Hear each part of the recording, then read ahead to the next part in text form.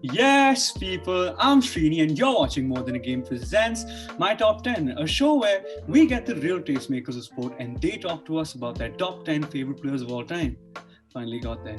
And today, of course, we've got the Kylian Mbappe of football journalists to me because he's young and he's making absolute waves online. I mean, just like any wonder kid, really. I mean, he had a smashing debut with his first book, which is called The Wings of Change, which analyzes the impact of Red Bull on the beautiful game itself. Well, case in point, RB Salzburg and RB Leipzig. And of course, his second book is one which, as a City fan, I'm expecting to get a free copy of because it's called Blue Moon Rising, which is due to drop in November 2021, which maps the impact of the City Football Group and what they've done for the game itself. So I could keep going, but of course, you already know it is. It's none other than Karan Tejwani. What's happening, bro? Hello, Srini. How are you doing? I'm absolutely good, man. Can't complain. So, of course, before we kick things off, I just want to give a little bit of a disclaimer to everyone, to the viewers watching, which is this is not a show where, of course, you pick your top 10, you pick sort of the best players of all time, and that's pretty much it. Because lists tend to be monotonous that way, unless you have like a Ricky Van Wolfswinkel in your list. And no offense to Ricky Van Wolfswinkel, we can be friends, but let's be real. People have the same Messis and Ronaldos and Peles and etc. So the point of the show is for guests to come on the show and pick the players that they have the most memories with, players that they like watching the most, yada yada yada. So Karan, for you personally, let's kick things off from 10 to 1. So at 10, who do you have? I have a Bayern Munich player who plays for Bayern Munich right now, and there's quite a few good characters in there, which is rare to say for a Bayern Munich game because nobody likes Bayern Munich because nobody likes teams who always win. Yeah. But I've got a Bayern Munich player who's a really fun bloke and one you'd like to go on a meal with.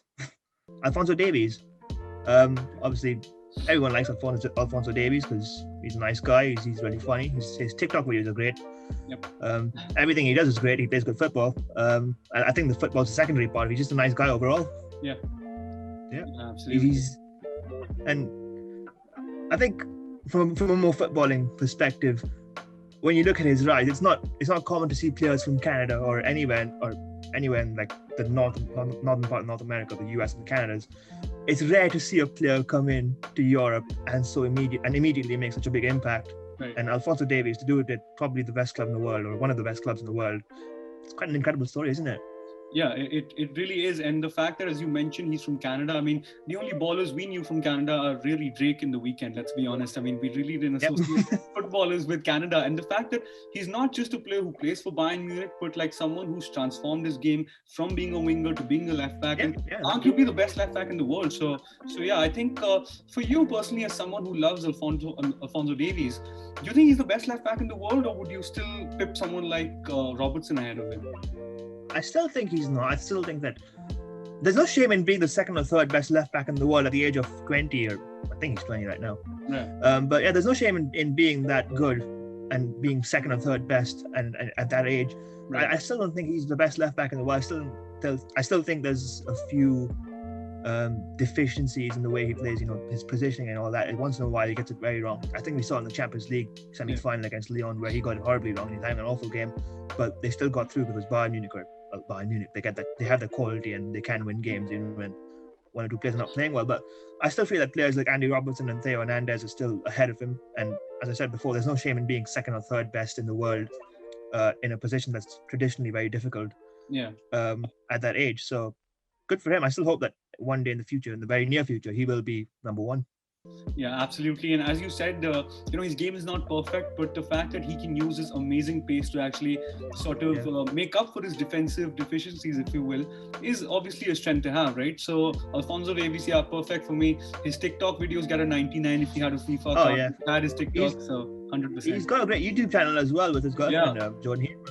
Yeah. He's like a lovely guy overall. I think that, if you ever want to be friends with the football, I think most people would say Alphonso Davies is the person you want to be friends with because he's just a lovely guy overall. He's hilarious too. So 100%. He's lovely.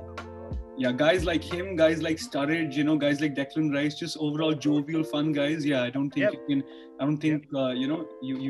might love to go on a meal or a drink with those guys. But for you, Karan, Yeah, You sorry, can't sorry, see him getting in a brawl in a game as well, can you? I mean, Nah, not if at in all. case there's a fight in a big game, you just can't see him getting involved in a fight because he just probably just laugh it off and get Yeah, on he with it. probably like do He's one that of kind of those guy. like dance moves or something like Oh, that. So definitely. that's Love him. Alfonso Davies in a nutshell. Yeah, I But love Karan, him. for you, who's number 9? Because of course Davies. I was surprised you went for Davies because when you talk about all time, is Alfonso Davies one of your favorite players Yeah. of all time? I think that it was difficult to make this list because Right. limiting it down to 10 players is so complicated in a way.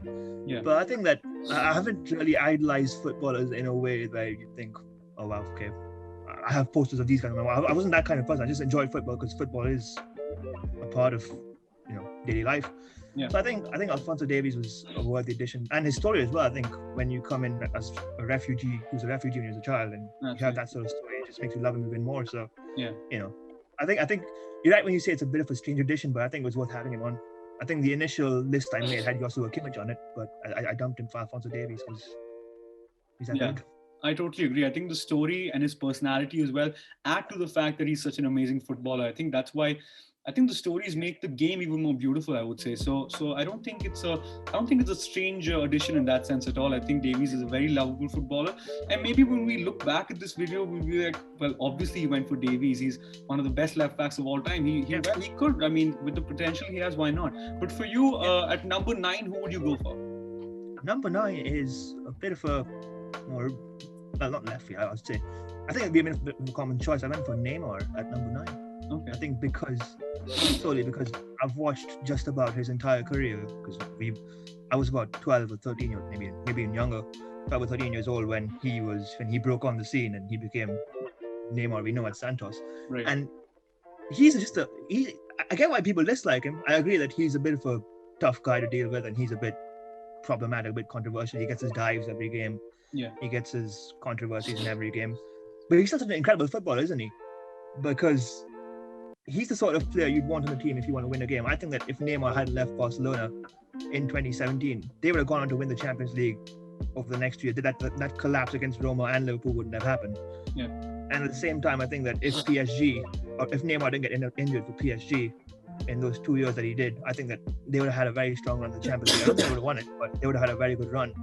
Yeah. But he's just that kind of footballer, isn't he? That he's the guy who can change a game single-handedly. And you can criticize him all you like, and it's entirely fair because he comes off as a bit difficult to deal with, and he breaks rules once in a while, and he's a bit controversial. But at the same time, for pure footballing ability, he's just incredible to watch. And I think that he's one of the last of this generation to be that kind of player who has that level of individuality and that level of confidence individually. Yeah. So he's a brand on his own, and he's a wonderful footballer to watch, and I love watching him every time. So, and I don't know if you remember, but in years when I was in year 6, when I was about 11 years old, or maybe 12 years old in year 7, he did this one skill in a Brazilian league game, right, where he sort of does a step over the ball and he flip-flops it through the defender. I can't describe it exactly in words. I know what you mean, yeah. But it's incredible to watch, and I think in PE class, in every PE class in year 7, I tried to do that and I failed so many times. He's just that kind of guy, isn't he? He's a proper YouTube footballer who's able to back it up on the field as well. So yeah, I think that's why I've gone for him at number 9. Yeah, I mean, you know what? Like, I totally agree with you, and I think Joey Barton has got to be in the mud for his YouTube footballer take. That was awful opinion. Yeah, that's an awful. I hated when he said that. That's literally like an FT opinion. Like that's that low. But for me, I totally agree with you on Neymar. Like I can expect why he has his haters, because he does things that are very, very annoying, that are kind of childish, that are kind of juvenile. But just in terms of watching a player on the football pitch, he's like a throwback. He's like a throwback to why we love Brazil as well. The likes of Ronaldinho, the likes of R9. We love those players because above their goal scoring, above their ability to find the assists and everything like that, they're amazing to watch. And Neymar plays like the greats. I think that's why Neymar is so good to watch. And yeah, I totally agree with you. I remember he did this little skill for PSG, I think, where it was so rude almost that the referee gave him a yellow card. I mean, it was disrespectful. It was filthy. And I think and Neymar, it's a bit of a compliment to him when he gets booked. Exactly. For being that good. Yeah, exactly. And like, what happens with me is, like, I was talking about this the other day, that even though I'm a massive fan of Mbappe, when I see Neymar on the same pitch, like, I'm not saying Neymar is like a much better footballer, but he looks much better because he can do something that no one else can. So Mbappe also tends to look a little ordinary, no disrespect, in front of Neymar because Neymar is just a unique talent more than a generational talent. He's one of one really. So I totally. Mbappe is pure ruthlessness. Yeah, you give him a chance in front of goal, he will finish it. But Neymar, if you enjoy football, you enjoy watching Neymar, don't you? Yeah. So even without goals and assists, we saw in the Champions League last season, where in that phase in Lisbon and between the quarterfinals and the final, right. Even though he didn't score, I don't think he assisted either. He didn't score at all. Even then, he was such a joy to watch, and he was probably the best player in Lisbon at the time because of the way he was playing every game, just having so much fun and making PSG look like a so much more fun team. So he's lovely. Yeah, exactly. And like one thing that I've noticed about Neymar, and of course, then we'll head into number 8 on your list, of course. But players would rather find open spaces where they can exploit the other team and make things happen. But Neymar would rather be in a crowded space, do like a flip flap, insult you, and then like find a pass. Like Neymar is ready for that challenge. It's almost like he has that street football ability of like he wants to take you on and beat you, and then goal scoring and all of that comes next. And it's just fun to watch that a superstar like himself would like. It's good to of course adapt your game, but it's really fun to see someone like of his stature still find joy in those kinds of things. I think that's what makes it so beautiful. So yeah. But Karan, for you, of course, moving on to number 8, who would you go for? Because Neymar, I totally agree. He's right up there. He's elite. So number 8, who would you go for? Number 8, I've gone for a bit of a throwback, Radamel Falcao, who at one time was my favorite footballer ever. At one time, I mean, now I think of football as it hit its peak between 2010 and 2012, which is when I started watching. Yeah. And those 2 years were brilliant. I've never enjoyed football as much as I've enjoyed those 2 years. Lionel Messi was great. Barcelona were excellent to watch, even though I didn't support them. Yeah. You watch every game of theirs and you think, wow. Obviously Manchester United, who I support, were winning league titles still and were winning games still, and were doing it in an impressive way. But at this time, Radamel Falcao, and I admit that I didn't watch him. I didn't watch Porto, Atletico Madrid as much. Right. But in those European games for Porto, when he scored 17 goals in one season, and then he followed up the next few seasons at Atletico Madrid, and he was one of the best forwards in the world, and he almost led Atletico Madrid to a league title in 2013. Right. He was a joy to watch. He's like a pure finisher, just pure efficiency. And it was a bit of a shame when he broke his he did his ACL in 2014 and he missed the World Cup, because I was really looking forward to seeing him in the World Cup, right? And I enjoyed watching him for Atletico. I enjoyed watching him for Porto whenever I could. And the World Cup, I was kind of heartbroken that he did his ACL before the World Cup, right, and he couldn't play the whole tournament. And I was even sadder over the next 2 years when he played for United and Chelsea, and he wasn't able to hit that sort of form, because we know he's that good. And if he joined without doing his ACL, he would have definitely scored a few more goals. Right. And a common misconception I feel is that he was an awful player for Manchester United, which I don't think is entirely true. I think he had some moments, some good moments. He only scored 4 goals and he didn't contribute much else. But apart from that, he had a few good moments. And if it was cheaper, if the buyout clause was £20 million, I think that United would have got him in the end, because he was a valuable player to have. Right. But regardless of that, I think that he was a great footballer at his peak, and his return was even sweeter with Monaco when he was in that Champions League season in the final, and he scored that goal against City when he chipped the keeper. He's just pure output and pure quality and pure ruthlessness in front of goal. And I love forwards. I used to play as a forward, and he was one of the players I looked up to. Yeah. And I tried to emulate as much as I could. I was a horrible footballer, I admit. I'm not anywhere as good as him, but he was one of the players that I always wanted to play. And his heading ability, my word, what a header! He used to score headers so frequently and so well. Yeah. You give him the ball anywhere, he'll finish it. Right? He's just that good. Yeah, I totally agree. I think the great thing about Falcao is that he ticks every box. His pace is decent enough. His heading ability, as you said, is ridiculous. He has a good amount of pace. He has everything. He's a lethal finisher. And I totally agree with you on the fact that what I felt really bad about wasn't just the fact that he done his ACL. What was worse was that he kind of rushed the recovery process because he wanted to really get there, and that I think destroyed him. And of course, he had a mini remontada because he was really good for Monaco, and against us, he absolutely sunk us. It was super annoying. But That goal was still love. I still watch it once in a while. It's just beautiful to watch against City when he tipped on stones and he chipped the keeper. 100%. I mean, he sunk us in that game. And to be fair, if there's one player who I'd like my team to get humbled by, it's Falcao, because you can't hate Falcao. It's Falcao, for God's sake. So for you, it's Karan, a great name as well, Falcao. Absolutely. So you look at Falcao, you think, he's scoring goals against us. Yeah, 100%. I mean, he's such an icon. But for you personally, like, where would you rank him, just ability-wise, like amongst the best strikers of all time? Because I think ability-wise, he's right up there. Maybe not career-wise, because injuries, of course, halted his career. But ability-wise, I think he can go toe for toe with anyone. I think definitely for this generation, I can't say for every generation, but for the 21st century, he's right up there in terms of ability. Right. If that injury didn't happen, imagine him in that Colombia team in 2014 at the World Cup. They were already so good. They reached the quarterfinals. Yeah. Could they have reached the semi-final with Falcao on the team? Possibly. We'll never know, sadly. But ability-wise, he was right up there. He could just do it all. And he wasn't just the stuff he did with the ball. His runs into spaces, the way of finding spaces in between defenses and getting there in the end. He's just a wonderful guy overall. And when you think of number 9, the number 9 in football, he is the pure number 9. So right. It's a joy to watch him at his peak. Yeah, totally. I mean, even as a City fan, even though I'd want every striker to absolutely fail at United, I did kind of secretly want Falcao to do some sort of bits, because he's an excellent player and so lovable and just so good to watch, honestly. Yeah. And I just want him to. He's one of those footballers that I want to see do well forever, because he's just so likable, as we mentioned. And he didn't score many goals at United, but the first one he scored against Everton was a basic goal. He's tapped it in. Yeah. But I think the celebration after that, where he gets down on one knee and puts his hand over his head and he's on one knee and he's kneeling, it's very similar to the Cavani celebration, which is iconic on its own.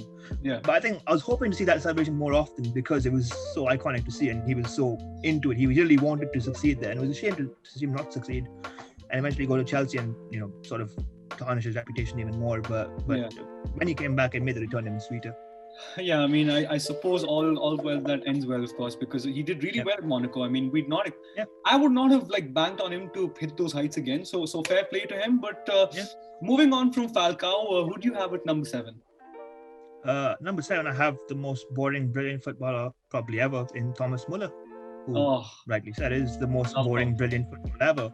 Yeah. I mean, this guy can find space anywhere, and he's rightly called the Ramdeuter because he can find space. Yeah. But I had this prediction in 2014 after he won the World Cup that he would eventually become the World Cup's highest ever goal scorer, because in his first World Cup he scored 5, in his second he scored 5 again, I believe, or 4.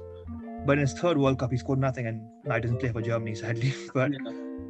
But I hope he has some sort of comeback into the national team, even though it's unlikely. But at his peak, which I think is still going on, it's the longest peak ever. He's done incredibly well. He burst onto the scene as a kid at the World Cup in 2010. Right. Scored 5 goals, won the Golden Boot, won 3rd place, and then he topped that by winning the World Cup next time around. And in that period, he was an incredible footballer to watch. He scores goals, assists goals, and he's just a funny guy overall. You watch some of his videos. He has those videos of dancing with a horse and dancing with whomever. Yeah. But off the field and on the field, he's just a lovely guy overall. And under Guardiola, when Guardiola came in in 2014 and 2013 and 2016, just next level, isn't it? I mean, people talk about Lewandowski's and Robins and all that, but I feel like under Guardiola, he was probably their best player. Yeah. Because his output was incredible and the general way of him playing was top level. I think that he is one of the most underrated footballers of this generation. And as I said earlier, he's the most boring, brilliant footballer probably ever. Yeah, 100%. I mean, Thomas Muller is someone that I'm a huge fan of because he's one of those players that everything actually goes through him and I can totally understand why he would be so good under a Pep because he's very spatially intelligent and sorry guys, I have a bit of a cough, but Thomas Muller again, he's just so intelligent and I think the heights that he reached under Hansi Flick last season were incredible. I think that even as a City fan, I would say that for me the best creator last season in Europe was Thomas Muller. I think he was on other level, honestly. He's just so intelligent and that baffles me. If he didn't have his footballing brain, he may not be like the elite footballer he is, but I think he has. I would go as far to say that he probably is the smartest footballer on the pitch. Period. Like at least right now, I think you won't find a footballer who uses his brain as much as Thomas Muller does. So totally agree with you. At the minute for you, I mean, it's kind of a no-brainer to say that, of course, he'd get into the Germany team, but who would you replace for him? Because, there's so much talent. There's Kai Havertz, there's Timo Werner, who plays a different role, but of course, there's him as well. So who would you replace in that Germany team for Muller? I think there's a lot of players eventually. I think, as you mentioned, Kai Havertz he's not done enough for Chelsea to justify him being in the team next time around. So I think that Muller would be the perfect fit. It's a shame he won't come back because his return over the last 1 year under Hansi Flick has been excellent. Kevin De Bruyne was rightly the best midfielder last season, but attacking midfielder last season, but Thomas Muller wasn't that far behind. Yeah. Even in terms of output, in terms of the record, I think he broke the assist record last season in the Bundesliga, and he deserves whatever good things he's getting, because he's that sort of player, and he's been playing that well. So good for him. Eventually, I'm happy for him. Yeah, absolutely. And we hope that Thomas Muller keeps the horrible jokes like the 11 goals key joke. Oh, yeah. I want him to keep that going so we can keep the memes going. I mean, that's I love that video so much. I love that video so much. He tries to make it sound so funny. It's so beautifully awkward. It's lovely. I mean, he kind of like stares into like the journalist's soul to make sure that he actually cracks a laugh. I mean, it's ridiculous. But anyway, I mean, Thomas Muller is an absolute legend, and we hope that he keeps playing and keeps getting better with age, really. But wait, what number are we on? Are we on 6 or 5? We are on 6. 10, 9, 8, 7, 6. Yes, 6. Yeah. So at number 6, Karan, who would you go for? I have a Manchester United supporting Manchester City and ex-Liverpool player in Raheem Sterling. Oh, wow. Who somehow supports United but played for their two biggest rivals. Yeah. But yeah, I think this one's selected more for his off the field work. I think that football needs and sport in general needs more people like him, people who speak out for issues like he does, who uses his platform for the good things like he does. He's a wonderful footballer. I mean, I'm not going to deny that. He's one of the best players in the league. He has been one of Guardiola's best players, and Guardiola was the perfect manager for him. I think I can't remember if when this happened, but I think when Guardiola arrived, he said that Sterling was going to be so important under him, and he has proven to be. I think his output of the last 2 or 3 years since they've been winning the league title since 2018. Yeah. It's genuinely one of the best numbers that you can find around. He scores goals consistently, creates goals consistently. He's one of their best players.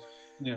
But I think his work off the field is more noteworthy because of the way he does it. He's unafraid. When fans were at games, he used to be abused in every game, and online he faces something like that every game, either racism or something silly.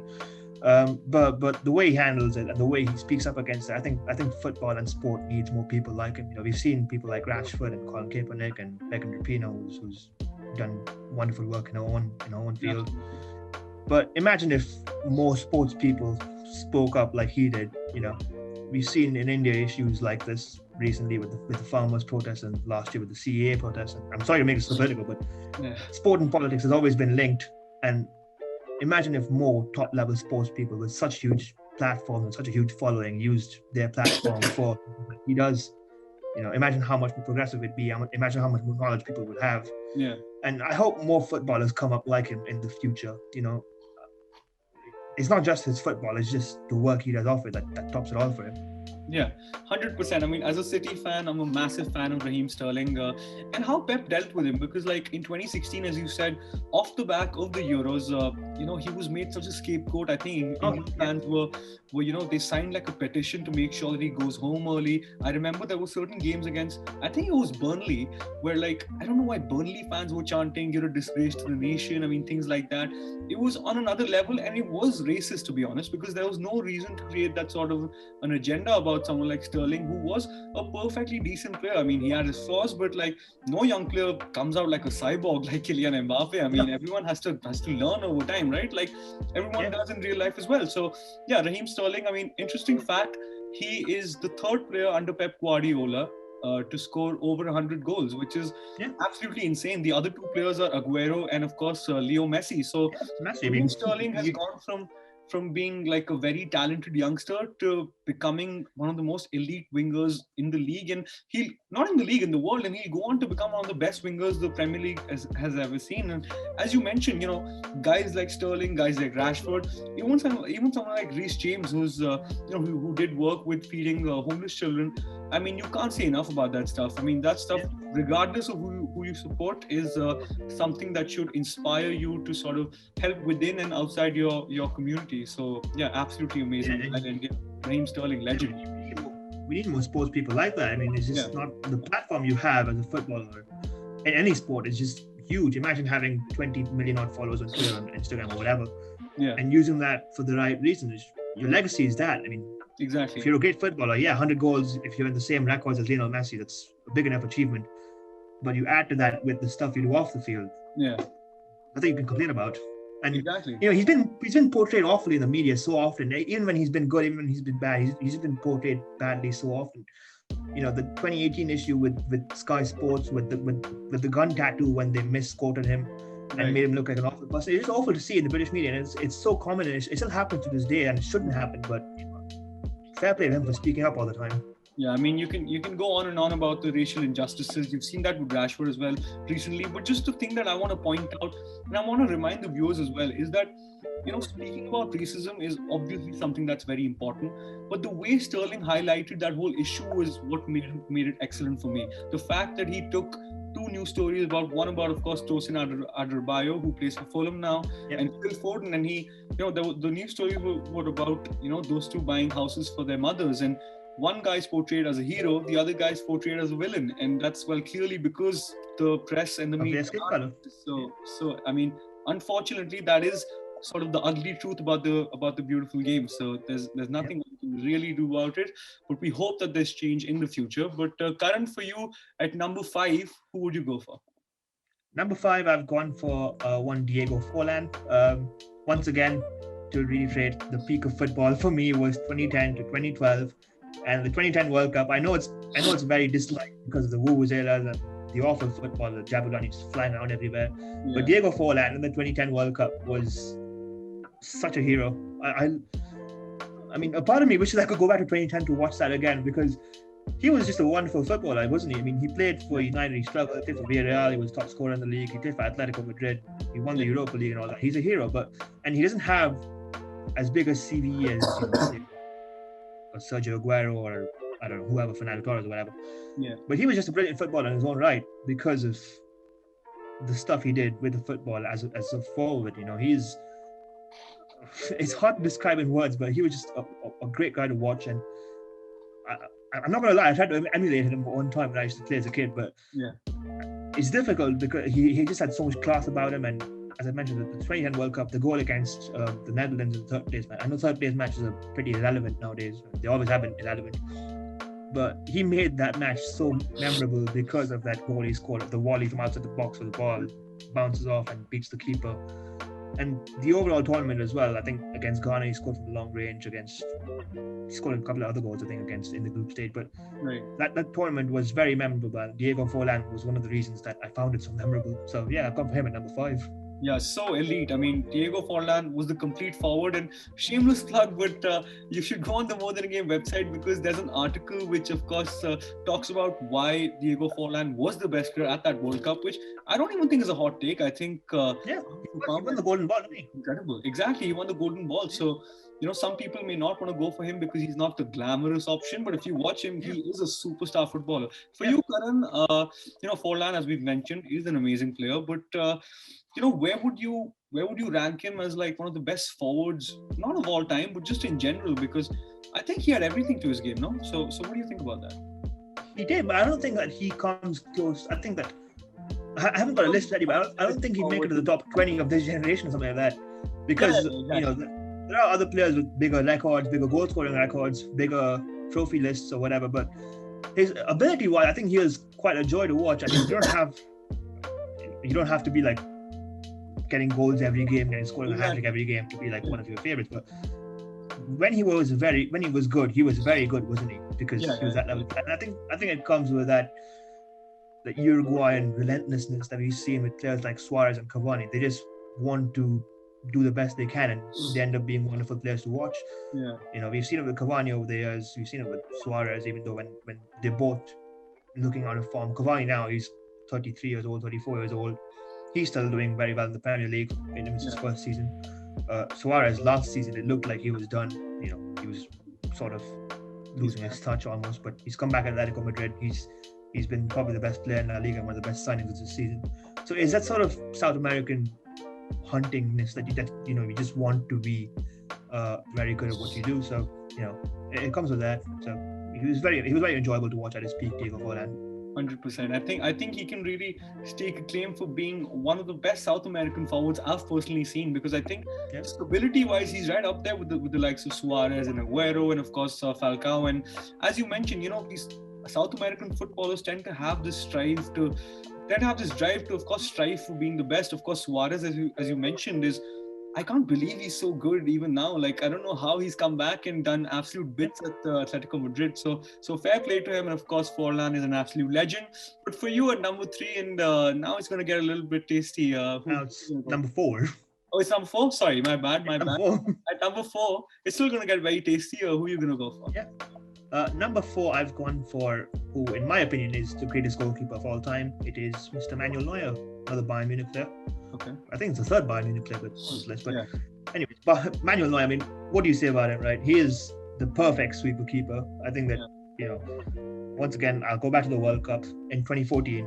That game against Algeria, where he decided not to stay in his own box for whatever reason throughout the whole game, even though I think he conceded.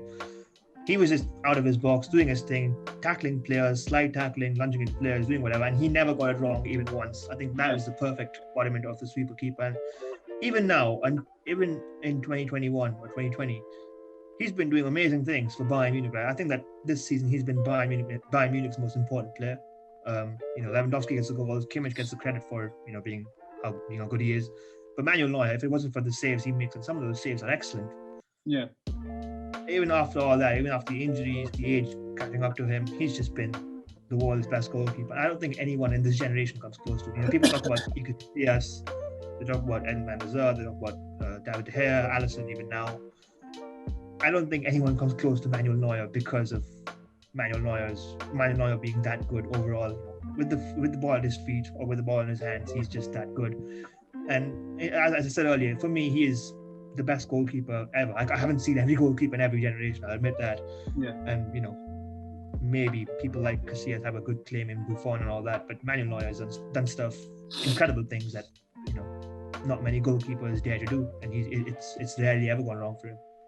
Yeah, absolutely. I mean, especially for people who watch football like in our generation, I mean, Manuel Neuer is definitely one of the best we've ever seen. And as you said, like, it's not, the point that matters is not just the fact that he's a very good goalkeeper, it's the fact that he changes the game. I mean, the way he does what he does in terms of being a sweeper keeper is kind of unprecedented. I mean, I've never really seen someone be so adventurous and be so intelligent. And like, people sort of have this persona that because Bayern Munich slap teams up, like Manuel Neuer does not make amazing saves, which is not true at all. In fact, he makes 4 or 5 game-changing saves every time you watch Bayern Munich. I think the score doesn't really reflect how good he is on a consistent basis. And I think his metatarsal injury may have led people to think that Neuer was on the wane, but that couldn't be further from the truth. So I totally agree with you. Do you think he's the best goalkeeper in the world, or would you put someone like Alisson above him, or maybe even Oblak?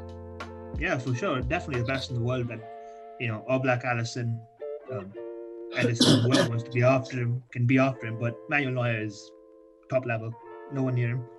Last season his recovery from injury, as you said, people thought it was over, but it wasn't over for him. Bayern Munich even signed Alex Newell to be his second choice, but right.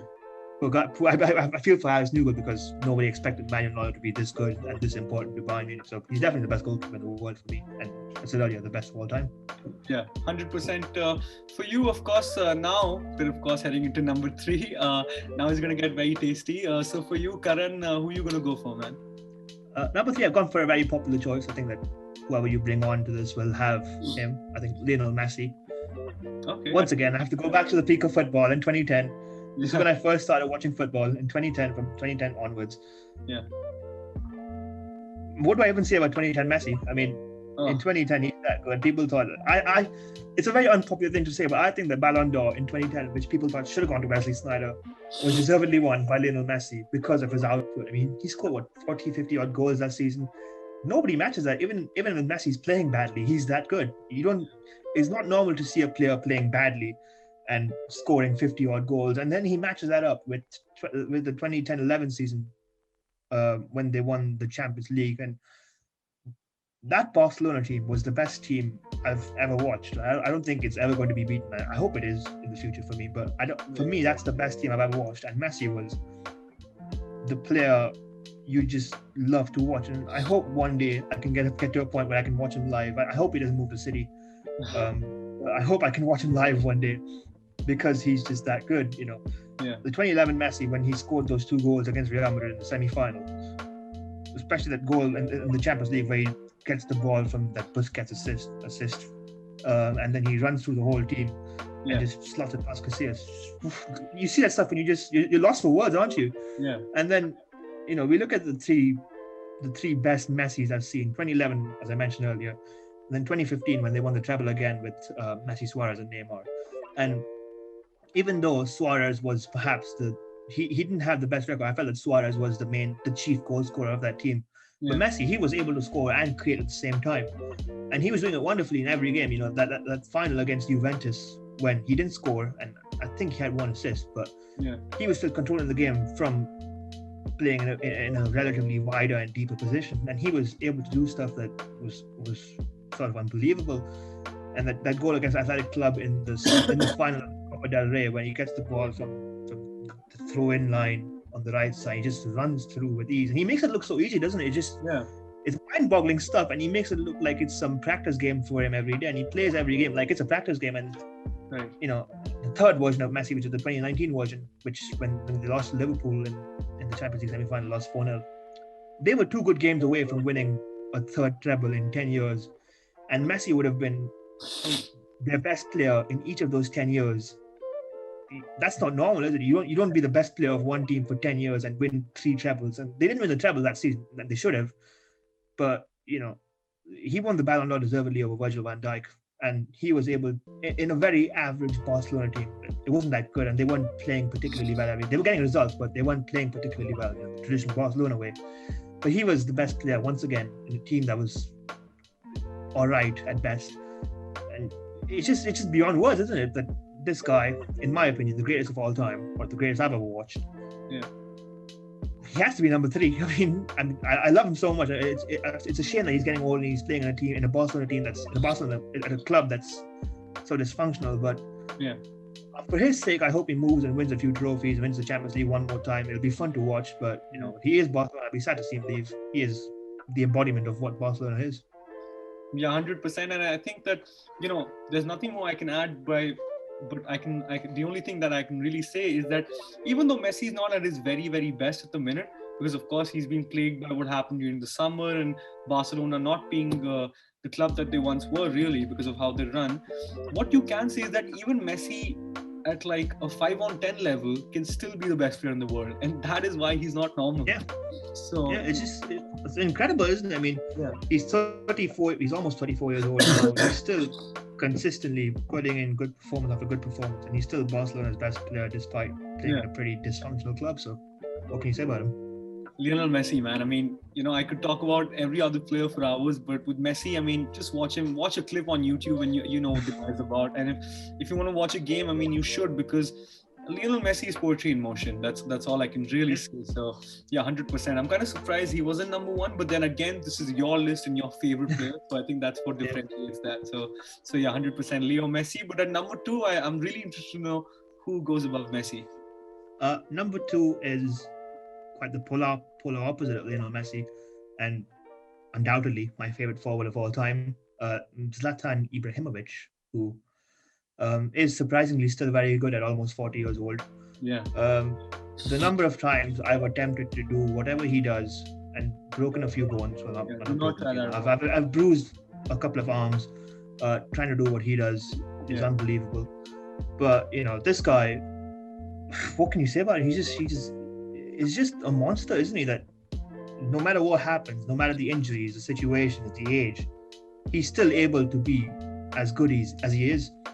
You know, I first came to pay attention to Zlatan Ibrahimovic when he was at Barcelona, and he scored a few goals here and there. But when he left Barcelona, I was quite surprised. Yeah.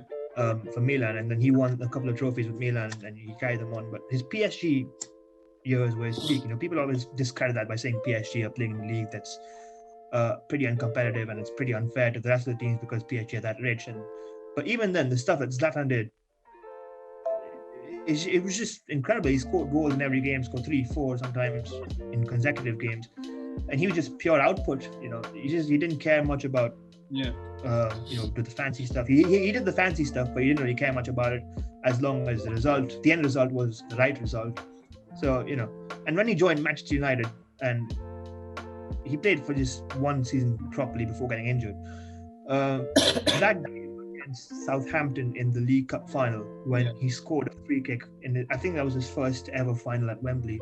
I'm not sure if he played the Community Shield, but I think that was his first final at Wembley, and he scored a free kick early in the game, and then in the last minute of the game, after United threw away a 2-0 lead, he scored in the last minute with a header, which he admits that he's not very good at heading the ball, but he scored with a header, and it's one of my favorite games ever because of the way it happened. Last minute in a cup final. Yeah. The story doesn't get better than that. We can say it's a League Cup final. It's not as relevant as a big final, or it's Southampton. They weren't as good as they are nowadays, even though they lose 9-0 every season.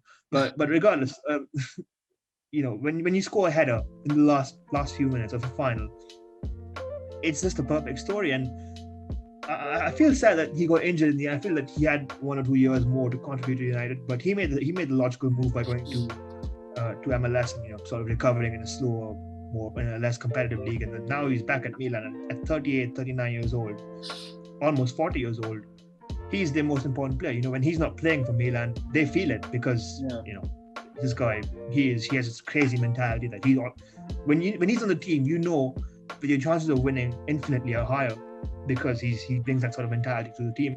And Milan have a relatively young team. Every game, their average is about 24, 25 years old. Yeah. And when you have a player as good and as experienced as Zlatan, you're going to be there's a good chance of winning. 100%. And as you mentioned, at 39 years of age, to sort of lead that side and be as good as he is. I mean, Stefano Pioli, as good as he is, I mean, to have a superstar who's still doing so well, that you can't really complain with that. I think he's been fantastic for them, and he must be such a good influence to the likes of Rafael Leao and younger players like that, who must look at him and think, wow, what a superstar. I mean, he really is the benchmark for any forward, or really any footballer, in terms of at least what he does on the pitch. For you personally, Karan, because of course he is your favorite forward of all time. And by the way, I think he scored in the Community Shield against Leicester that season, if I'm not wrong. He did actually, yeah, now that I think of it. I forgot, I don't know why I couldn't remember that game, but he did score in that game. I forgot Leicester, that. Yeah. I remember. It was the second final, Southampton. Yeah, exactly. I remember one of the defenders made an error. I think Fellaini error in that game as well. Yeah. But for you, what's your favorite version of Zlatan? Because of course, Zlatan was at Ajax, Zlatan was at Inter, at Milan, of course, at United for a brief period. So what's your favorite Ibrahimovic?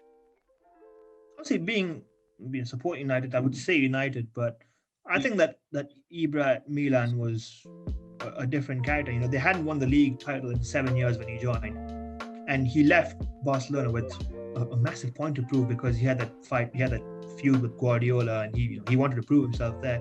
The first season he goes to Milan, immediately they're boosted.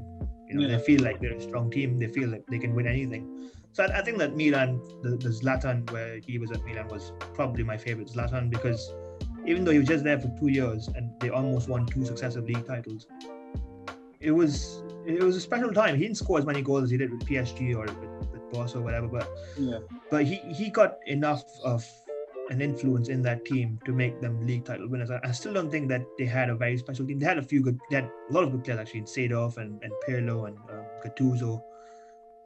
But they were aging players in a way, but Zlatan just made them that much more better, and he made them league champions. So it was, I think a lot of Zlatans are my favorite, but that Milan Zlatan was quite good to watch. Yeah, 100%. And as you actually alluded to before, I think the PSG Zlatan is very, very underrated. And I think that PSG side as a whole was very interesting. I mean, they had the likes of Lavezzi, they had the likes of Jalé playing right back. So I think that was a very interesting side, and Zlatan did so much for that. it was still a work in progress, wasn't it? Because he was the first superstar to join Exactly. the Qatar era. But I think that if he was a few years younger, or if PSG were bought a few years earlier, he would have definitely won the Champions League there at least once, because they would have had a more complete team. They have a good enough team now with Neymar and Mbappe and Marquinhos, and it's a bit more balanced than it was when Zlatan was at PSG. So Right. I think that if he joined a few years later, or if PSG were bought a few years earlier, I think that he would have definitely had a bigger chance of winning the Champions League. Yeah, of course. One of the greats of the game, and someone who had like a Beckham-esque impact, as Beckham had on like LA Galaxy, of course, to Yeah. lead that club. Really, I mean, something that's a global brand now for sure. So I Yeah. totally And agree. I didn't mention earlier, but that debut he had for LA Galaxy, when he scored a hat trick in the first ever LA derby, that's his stuff of dreams, isn't it? He comes on, the first goal he scores from the halfway line, he just thwacks it from there. Yeah. And in the end, he scores with his head, which he doesn't do very often, as I mentioned. But that's just a dream debut, isn't it? Even if it's in the in MLS, or even if it's for LA Galaxy, regardless, it's just a dream debut for whatever team it is.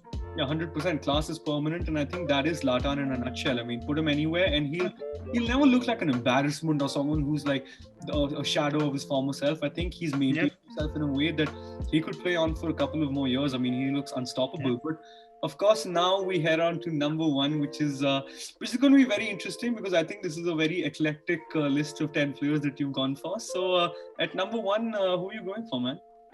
Number one is once again the polar opposite of Zlatan. I know I mentioned Ibrahimovic is my favorite forward of all time, but yeah, I don't know if Rashford qualifies as an out-and-out forward, but Marcus Rashford is number one.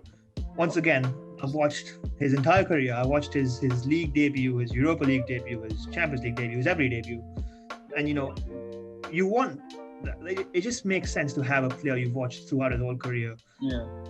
Number one, right? And I love the guy. He's a great footballer this season, or over the last season and a half. He's added more to his style of football. He's become a more free dribbler, more free.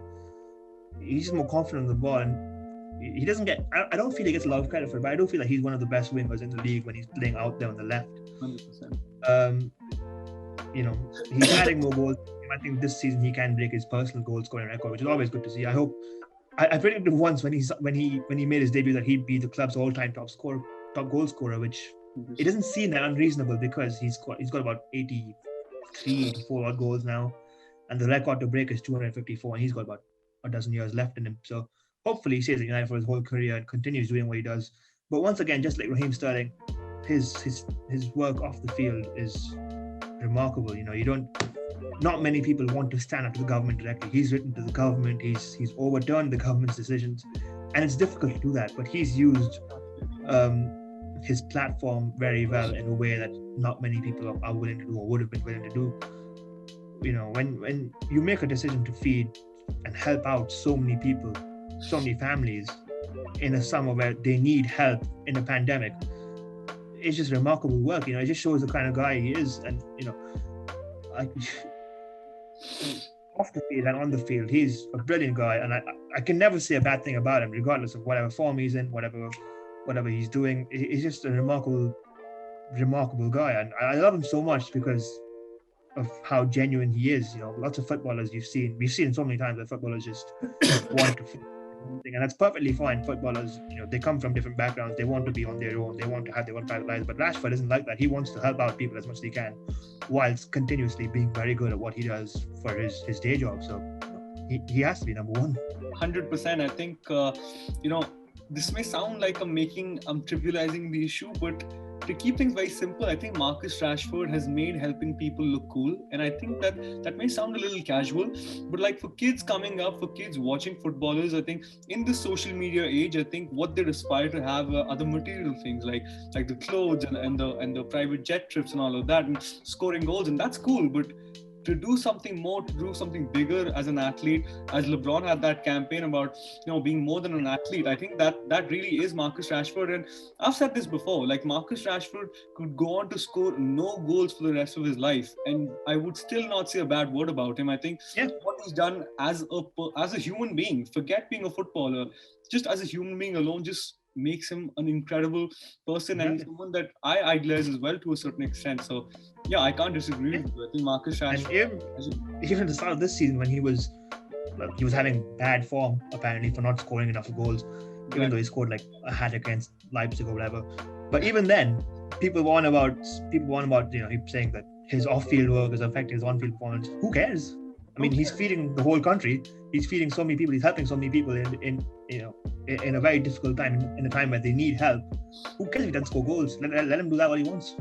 Yeah, I think what he's doing is way bigger than what scoring goals or taking free kicks. Exactly. Like, football is huge, but like he is literally changing lives on a daily basis. I mean, this is not one of those things where he's doing it for an image or there's like a sort of a promotion to it, to be very honest. I think he's just doing it out of the goodness of his heart, and you can't respect that enough. So yeah, all hail Sir Marcus Rashford. He's an absolute legend, and regardless of who you support, as I said, with guys like Sterling, with guys like Rashford, you've just got to tip your hat to them and, just witness greatness, I would suppose. So, yeah, thank you so much for joining us, Karan. Of course, such an eclectic list, such a list that, guys like me who are my age would relate to, because, of course, people tend to go with like throwback legends, which I respect. But, of course, we've actually seen the likes of Neymar, Rashford, Sterling kind of grow up in front of our eyes. So, I think it was a very interesting list, and I hope you had a good time being on the show.